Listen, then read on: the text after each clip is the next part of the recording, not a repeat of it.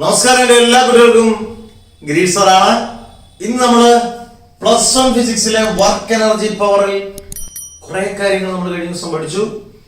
ആദ്യമായിട്ട് ഈ ക്ലാസ് കാണുന്നവര് ഉറപ്പായിട്ട് നിങ്ങൾക്ക് ക്ലാസ് ഇഷ്ടപ്പെട്ടിട്ടുണ്ടെങ്കിൽ ഉറപ്പായിട്ട് നിങ്ങൾ ഷെയർ ചെയ്യുക, സബ്സ്ക്രൈബ് ചെയ്യുക, ബെല്ലൈക്കൺ എനേബിൾ ചെയ്തിട്ട് ഓൾ എന്നുള്ള ഓപ്ഷൻ ഒന്ന് ഇതാക്കിയാൽ കൃത്യമായിട്ട് നിങ്ങൾക്ക് നോട്ടിഫിക്കേഷൻ വരും. +1 അടിപൊളിയായിട്ട് നമുക്ക് പഠിക്കാം. സൂപ്പറായിട്ടും സിമ്പിളായിട്ട് നമുക്ക് പഠിക്കാൻ പറ്റും. നല്ല എനർജി ലെവലിൽ എപ്പോഴും പറയുന്ന പോലെ നല്ല പവർ വേണം, എനർജി വേണം, പക്ഷെ നല്ല ഹാർഡ് വർക്ക് ചെയ്യണം. എന്നിട്ട് നമുക്ക് കഴിഞ്ഞ ദിവസങ്ങളിൽ ഞാൻ വർക്ക് പവറും പഠിപ്പിച്ചു കഴിഞ്ഞു. ഇനി നമ്മള് എനർജിയിലേക്കാണ് വരുന്നത്. പവർ വളരെ കുറച്ചേ ഉള്ളൂ, വർക്ക് കുറച്ച് നമുക്ക് ഏറെ പഠിക്കാനുണ്ടായിരുന്നു. അത് കഴിഞ്ഞു. അടുത്ത നമ്മുടെ വർക്കും പവർ കഴിഞ്ഞാൽ ഇനി നമുക്ക് എനർജി ആണുള്ളത്. ഞാൻ ഡയറക്ട്ലി ഗോ ടു സൗണ്ട് ഇട്ടില്ല എനർജി. ഓക്കെ, നമുക്ക് എനർജിയിലോട്ട് പോവാം. What is mean by energy? Energy is the capacity to do work. ഒരു വർക്ക് ചെയ്യാനുള്ള കഴിവിനെ പറയുന്ന പേരാണ് എനർജി. ഇപ്പം ഒരാൾക്ക് വണ്ണവും നീളവും ഒക്കെ ഉണ്ടെന്ന് പറഞ്ഞിട്ട് കാര്യമില്ല. എനർജി വർക്ക് ചെയ്യാനുള്ള കഴിവില്ലെങ്കിൽ പുള്ളിക്ക് എനർജി ഇല്ല. തിരിച്ചു ആകാം, വണ്ണവും നീളവും ഒന്നും ഇല്ലാത്ത ആകാം, ഈ പറയുന്ന പോലെ എനർജി ഇല്ലെങ്കിൽ വർക്ക് ചെയ്യാൻ പറ്റത്തില്ല. കാരണം വർക്ക് ചെയ്യുന്നതനുസരിച്ചാണ് നമ്മുടെ എന്തെന്ന് പറയുന്നത് എനർജി എന്ന് പറയുന്നത്. അന്നേരം ഏറ്റവും ബെസ്റ്റ് ഡെഫിനിഷൻ ഇത് തന്നെയാണ്, സംശയമില്ല. Energy is the capacity to do work. ഇനി എനർജിയുടെ സ്റ്റാൻഡേർഡ് യൂണിറ്റ് എന്ന് പറഞ്ഞാൽ, സ്റ്റാൻഡേർഡ് എന്ന് പറഞ്ഞാൽ SI സിസ്റ്റത്തിനകത്തുള്ള യൂണിറ്റ് എന്ന് പറയുന്നത്, SI സിസ്റ്റത്തിനകത്ത് unit SI system of energy എന്ന് പറയുന്നത് എന്തായിരിക്കണം? ജൂളാണ്. കാരണം വർക്കിന്റെയും ജൂളാണ്, വർക്കും സെയിം ആയതുകൊണ്ട് എനർജിയും സെയിം ആയതുകൊണ്ട് ജൂള് തന്നെയാണ്. വളരെ ഇമ്പോർട്ടന്റ്. SI സിസ്റ്റത്തിനകത്ത് unit of energy is joule. ഇനി ഡയമെൻഷൻ വർക്കും എനർജി സെയിം ആയതുകൊണ്ട് വർക്കിന്റെ ഡയമെൻഷൻ ആണ് ml² 2⁻². ഓക്കേവാ? എനർജി കഴിഞ്ഞു, അതിന്റെ സ്റ്റാൻഡേർഡ് യൂണിറ്റ് കഴിഞ്ഞു, ജൂൾ കഴിഞ്ഞു, അതിന്റെ ഡയമെൻഷൻ കഴിഞ്ഞു. പ്രാക്ടിക്കൽ യൂണിറ്റ്സ് വളരെ വളരെ വളരെ വളരെ ഇമ്പോർട്ടൻ്റ് ആണ്. Practical units of energy. Okay, practical units അത് ഏറ്റവും ഇമ്പോർട്ടൻ്റ് ആണെന്ന് ചോദിച്ചു കഴിഞ്ഞാൽ ഏറ്റവും ഇമ്പോർട്ടൻ്റ് 3 എണ്ണമാണ്. ആദ്യത്തത് കിലോ ജൂൾ, സിമ്പിളാണ്. 2 കലോറി എന്താ വേണമെങ്കിലും വിളിക്കാം, കാലോറി. അവൻ പുലികൂട്ടാണ്. 3 ഇലക്ട്രോൺ വോൾട്ട്. ഇത് 3 എണ്ണമാണ് പ്രാക്ടിക്കൽ യൂണിറ്റ്സ്. പ്രാക്ടിക്കൽ യൂണിറ്റ്സ് എന്ന് പറഞ്ഞാൽ kilo joule, and the second one is calorie, and third one is electron volt. ഇനി ഇതൊക്കെ എത്ര ജൂൾ ആണ് കൺവേർട്ട് ചെയ്യാൻ? That is the most important. 1 kilojoule is equal to 1000 joule. അടുത്ത 1 calorie is equal to 4.2 joule. നിങ്ങൾ ഇപ്പം തന്നെ പഠിച്ചു പോകുന്നില്ലേ? അല്ലേ? കറക്റ്റ് അല്ലേ? 1 electron volt, very important. EV എന്ന് എഴുതും. +2 ഡെഫിനേഷൻ ഒക്കെ പഠിക്കാൻ നമുക്ക്. It is the kinetic energy acquired by an electron when accelerated through a potential difference of 1 volt. ഇതൊക്കെ +2 നിങ്ങൾ ഇപ്പൊ ഇത്ര പഠിച്ചാൽ മതി. 1 ഇലക്ട്രോൺ വോൾട്ട് എന്ന് പറഞ്ഞാൽ എത്ര ജൂളാണ്? 1.6 × 10⁻⁹. ഇത് ഇലക്ട്രോണിന്റെ ചാർജ് ആണ്. 1.6 × 10⁻⁹ ജൂളാണ്, കുളമ്പല്ല, ജൂളാണ്. ഇത്രയും നിങ്ങൾ കൺവേർഷൻ അറിയിക്കും. എന്റെ 1 കിലോ ജൂൾ 1000 ജൂളാണ്. 1 കലോറി എന്ന് പറയുന്നത് 4.2 ജൂളാണ്. 1 ഇലക്ട്രോൺ വോൾട്ട് എന്ന് പറയുന്നത് 1.6 × 10⁻⁹ ജൂളാണ്.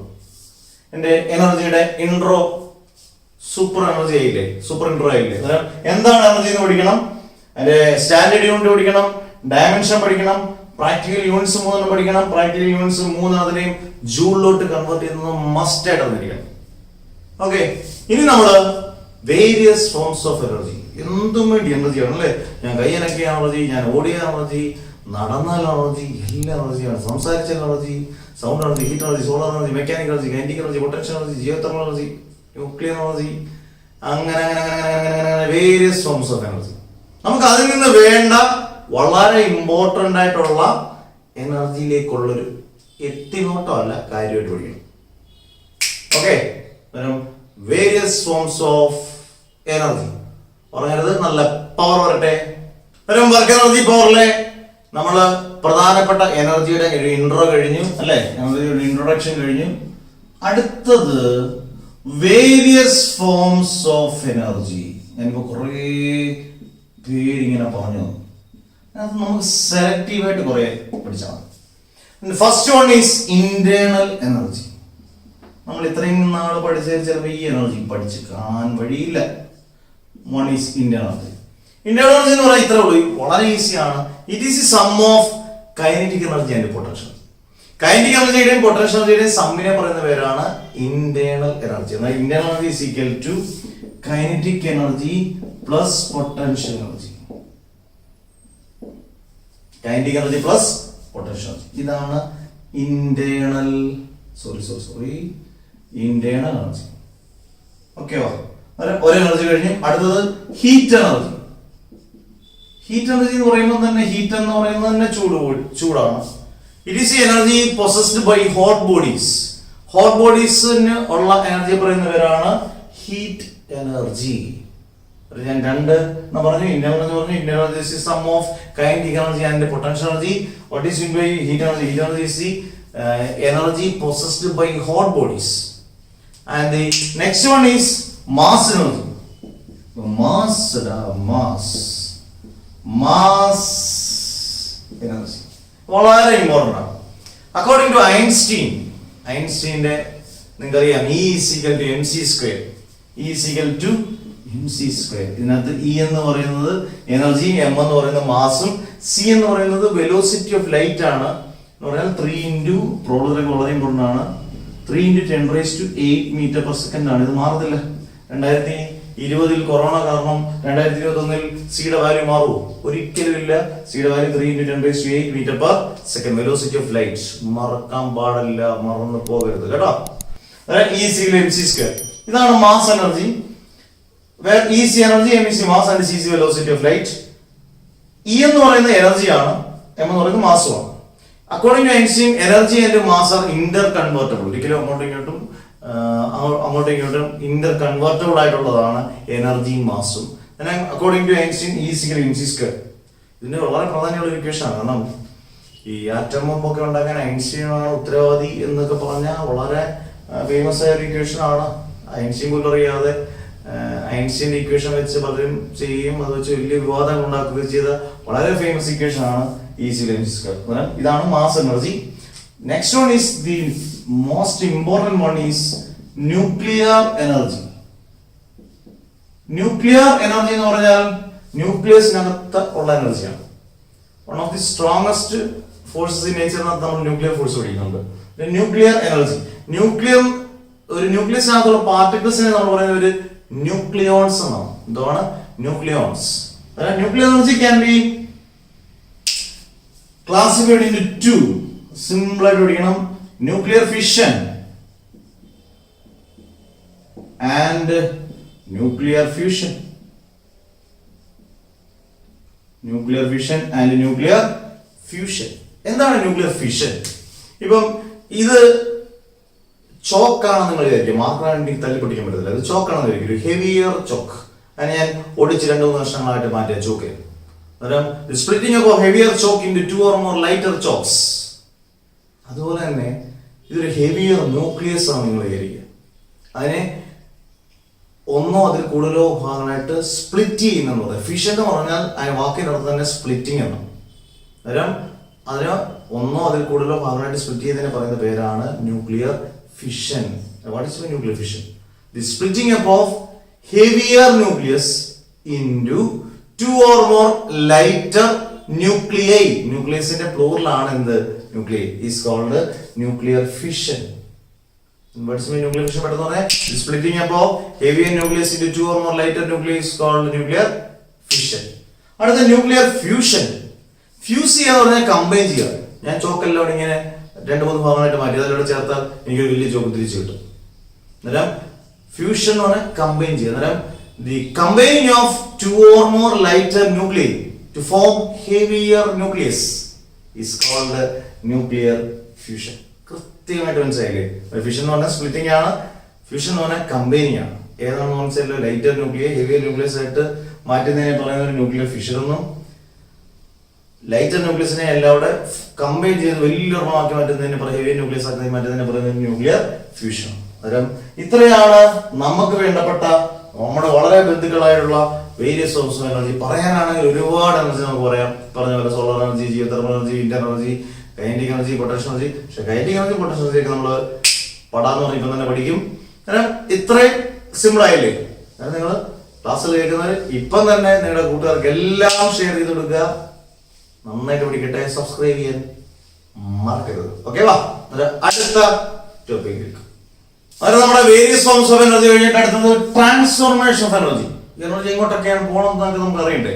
പോകാനൊക്കെ എങ്ങോട്ടാണ് അറിയണ്ടേ? അന്നേരം transformation of energy simply means it is the conversion of transformation of energy from one form to another. ഒരു ഫോമിൽ നിന്ന് മറ്റൊരു ഫോമിലോട്ട് മാറുന്ന എനർജി മാറുന്നതിനെ പറയുന്ന പേരാണ് ട്രാൻസ്ഫോർമേഷൻ ഓഫ് എനർജി. അതിൽ നിന്ന് വളരെ important most important law of, പലർക്കും ചെറിയ ക്ലാസ് പഠിച്ചിട്ടുണ്ട്, law of conservation of energy. പക്ഷെ ഇതിലും എല്ലാരും കാണിക്കുന്ന ഒരു മിസ്റ്റേക്ക് കാണിക്കും. ഇനി നമുക്ക് ആ മിസ്റ്റേക്ക് കാണിക്കാൻ പാടില്ല. Law of conservation of energy എന്ന് പറഞ്ഞാൽ energy can be neither created nor be destroyed. പല ഇവിടെ വെച്ച് നിർത്തും. Energy can be neither created nor be destroyed. Energy നമുക്ക് നിർമ്മിക്കാനോ നശിപ്പിക്കാനോ സാധിക്കത്തില്ല.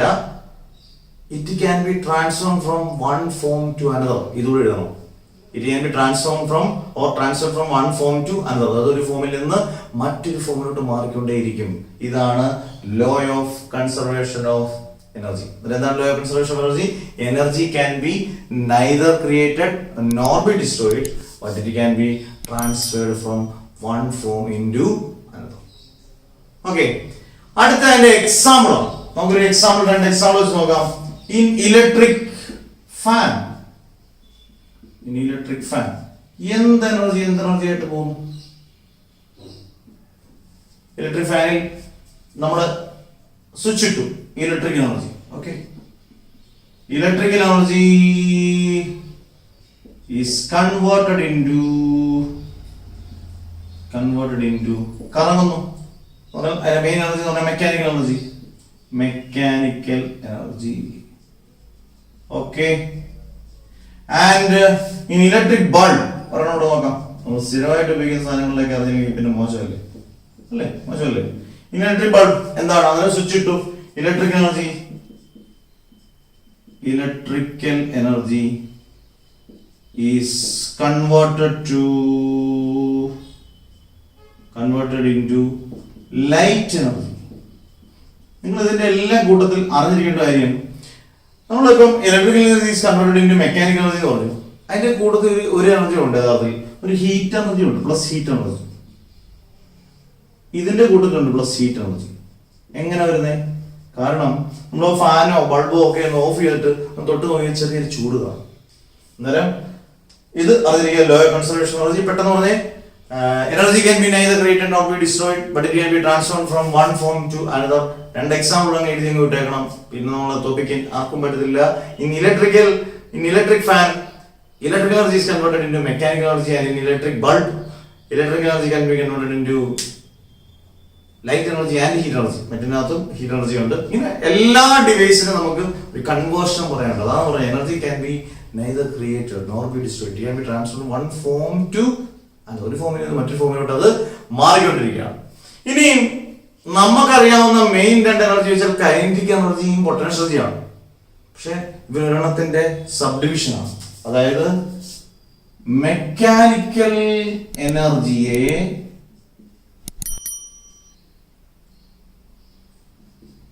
it can be classified into kinetic energy and potential energy. അതാണ് നമ്മൾ അറിഞ്ഞിരിക്കേണ്ടത്. പലപ്പോഴും നമ്മൾ ഇതൊക്കെ വിട്ടുപോയി. എല്ലാവർക്കും കൈനറ്റിക് എനർജി പൊട്ടൻഷ്യൽ എനർജി ഒക്കെ അറിയാം. പക്ഷെ ഇവന്റെ ഇത് അമ്മാവനാണെങ്കിൽ ഇത് രണ്ട് അനന്തരന്മാരാണ്, അങ്ങനെയാണ്. അല്ലെങ്കിൽ ഇത് മൂത്ത ജ്യേഷ്ഠൻ, ഇത് രണ്ട് അവിടെ രണ്ട് അവരുടെ ഇളയ അനിയന്മാർ, അതുപോലെ ബന്ധമുണ്ട് ഇവർ തമ്മിൽ. അന്നേരം mechanical energy can be classified into two. First one is kinetic energy and second one is potential energy. എന്താണ് ഈ കൈനറ്റിക് എനർജി എന്ന് പറഞ്ഞാൽ? കൈനറ്റിക് എനർജി എന്ന് പറഞ്ഞാൽ ഒരു ബോഡി മൂവ് ചെയ്ത്, ഞാനിപ്പോ ഇങ്ങനെ മൂവ് ചെയ്ത് വരുവാണ്. അന്നേരം ഒരു മോഷനിലുള്ള വസ്തുവിനെ പറയുന്ന പേരാണ്, അവിടെയുള്ള എനർജി പറയുന്ന പേരാണ് കൈനറ്റിക് എനർജി. ഉറപ്പായിട്ടും കൈനറ്റിക് എനർജിക്കുള്ള ഇക്വേഷൻ നമ്മൾ അറിഞ്ഞിരിക്കേണ്ടതാണ്, വളരെ important. The most important one is this kinetic energy half mv², where m is the mass and v is the velocity. ഈ എന്ന് പറയുന്നത് എന്താണ്? വെലോസിറ്റി ആണ്. Simple kinetic energy. അന്നേരം പൊട്ടൻഷ്യൽ എനർജിയോ യൂണിറ്റ് എന്താണ് കൈനറ്റിക് എനർജിയുടെ?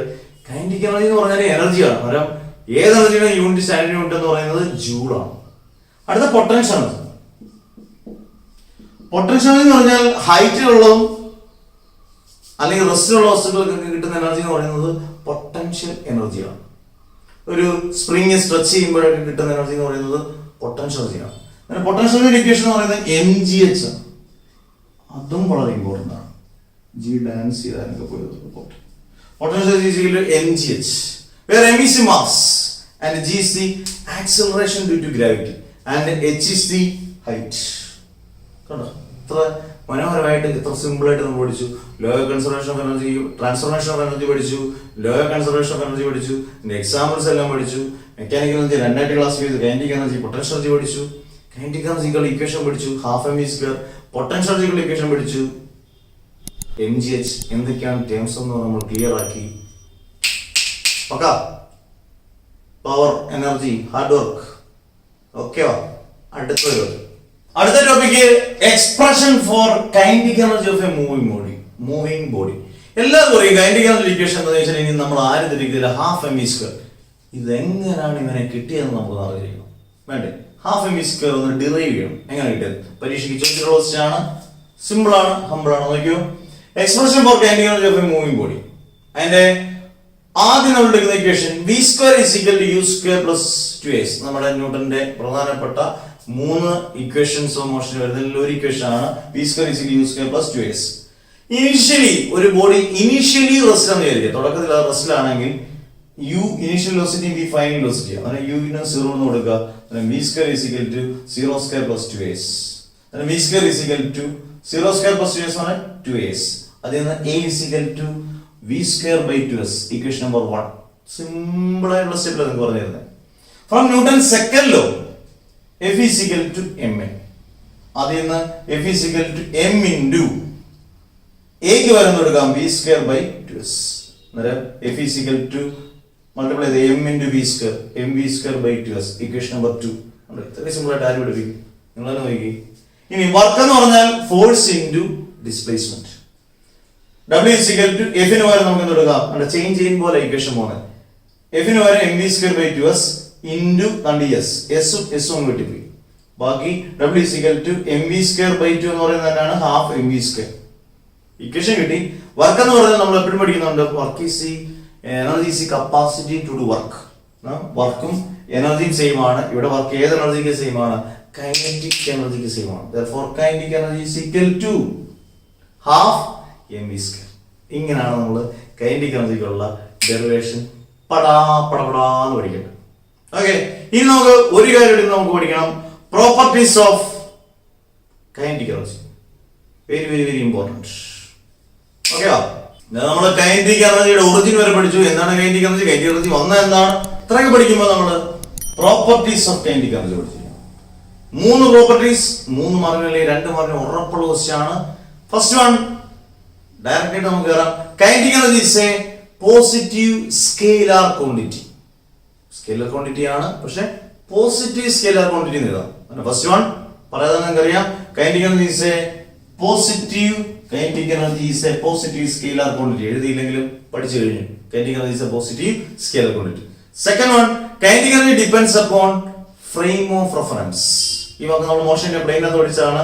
നമ്മൾ ഒരു വസ്തുവിനെ നമ്മളിങ്ങനെ കാണുമ്പോൾ പല കോർഡിനേറ്റ്സിലൊക്കെ ആംഗിളിലൊക്കെയാണ് കാണുന്നത്. അതിനെയാണ് ഫ്രെയിം ഓഫ് റെഫറൻസ് എന്ന് പറയുന്നത്.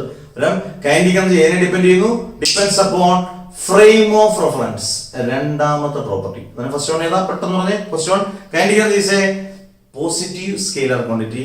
Second one, kinetic energy depends upon frame of reference. Third one, very important. Kinetic energy is related to momentum. Kinetic energy is related to momentum. The kinetic energy is equal to our main equation half mv square. Kinetic energy is equal to half mv square into multiplying and dividing by m.